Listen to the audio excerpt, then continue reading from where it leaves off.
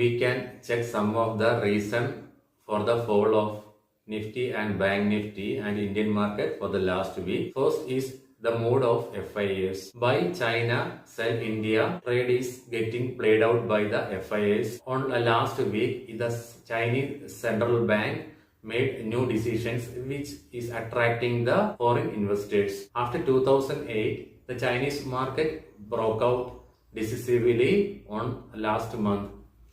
On last month itself, Chinese market rose more than 26%. Why the FIS is moving to China? Because in Chinese market, the market was doing not good for a long time. So the stocks are under cheap valuation. But in India, the situation is what is in higher valuation. So the FIS is seeing more